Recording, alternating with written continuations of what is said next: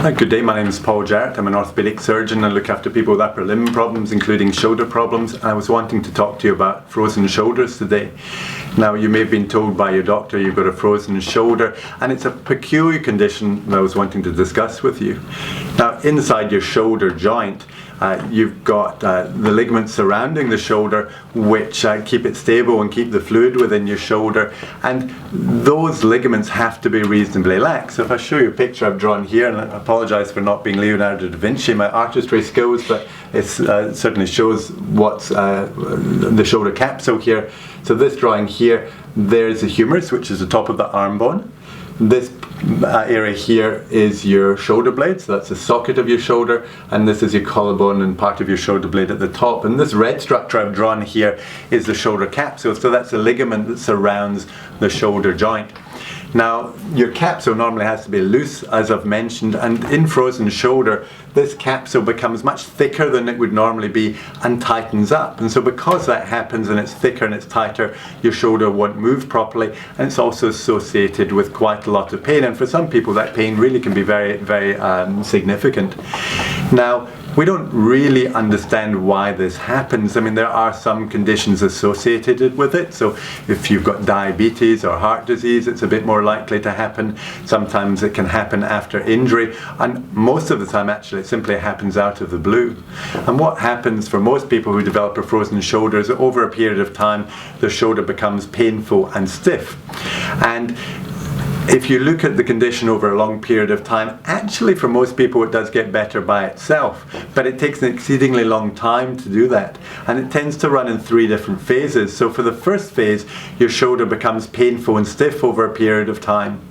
And then the second stage, the pain tends to get an awful lot better, but the stiffness doesn't really improve very much. And then in the third phase, the stiffness tends to get better. And if you look at each of those 3 stages, they vary between person to person, but typically tend to be about 4 to 8 months. So if you look at the length of time it takes people to recover overall, it's often between 1 year and 3 years.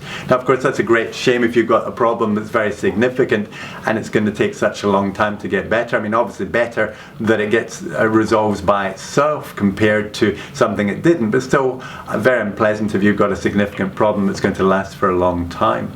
So if you were to have a frozen shoulder, then typically you would have had some x-rays and quite often an ultrasound taken of your shoulder. And when you come and see me, I'll have a look at your shoulder and we'll examine it and make sure that you do have a frozen shoulder, because there are a few other conditions that can seem very like a frozen shoulder but are different. And then if it turns out that you do have a frozen shoulder, there are really 3 main options in terms of treating it. One is to leave it alone and simply let it get better by itself. And if your frozen shoulder was fairly mild, then that may be the best option for you.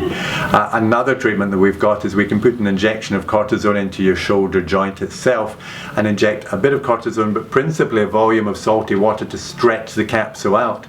Now, a lot of people who've come to see me have already had a steroid injection into their shoulder, into the subacromial space here, so that's the space between the top of your shoulder blade and your arm bone. And that doesn't really work for a frozen shoulder. If we do an injection for frozen shoulder, it's an injection actually into the joint itself, but typically with a volume of salty water. And if we do that injection, around about 2/3 of people find they get a significant improvement. It's not normally the case that injection is going to make everything completely back to normal, but often it can take you from a situation where things are fairly intolerable to where things really aren't too bad at all and you can put up with it and then let the rest of it get better by itself. So that injection that we call hydrodilatation is really often very, very useful indeed. And most of the time, if that injection works, its effects persist, so it doesn't wear off very often at all.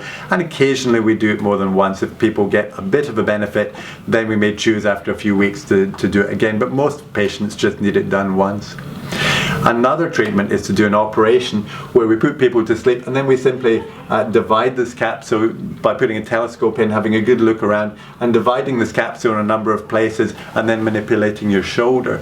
And if we do that operation, about 85% of people get a much better result in terms of fairly quickly getting motion and function and comfort back. But again, it takes a while to maximally improve after that.